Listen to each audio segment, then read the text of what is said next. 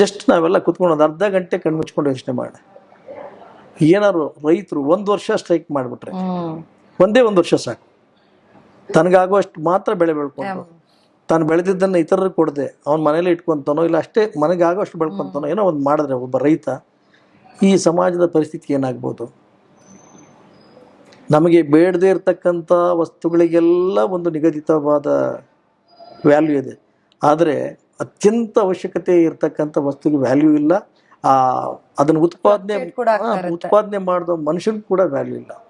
ನನ್ನ ಪ್ರಕಾರ ರೈತ ಯಾವ ರೀತಿ ಇರಬೇಕು ಅಂದ್ರೆ ನನ್ನ ಕನಸು, ಅವನು ಬೆಳೆ ಬೆಳಿಬೇಕಷ್ಟೇ, ಬೆಳೆ ಬೆಳೆದು ಕೊಟ್ಟಿದ್ದನ್ನು ಅಲ್ಲಿಂದ ಪ್ರೊಕ್ಯೂರ್ ಮಾಡಿ ಜನಗಳಿಗೆ ತಲುಪಿಸ್ತಕ್ಕಂಥ ಕೆಲಸನ ಸರ್ಕಾರಗಳು ಮಾಡಬೇಕು. ರೈತನಿಗೆ ನೀವು ಒಬ್ಬ IAS ಒಬ್ಬ ಉನ್ನತ ಅಧಿಕಾರಿಗೆ ಯಾವ ಮರ್ಯಾದೆ ಕೊಡ್ತೀರೋ ಆ ಮರ್ಯಾದೆ ರೈತನಿಗೆ ಸಿಕ್ಕಿದಾಗ ಅಷ್ಟೇ ನಿಜವಾಗ್ಲೂ ಭಾರತ ದೇಶ ರೈತನ ಬೆನ್ನೆಲುಬು ಅಂತ ಏನು ಹೇಳ್ತದೆ, ರೈತ ಭಾರತ ದೇಶದ ಬೆನ್ನೆಲುಬು ಅಂತ ಹೇಳುತ್ತೆ, ಅದಕ್ಕೆ ಒಂದು ಅರ್ಥ ಬರ್ತದೆ.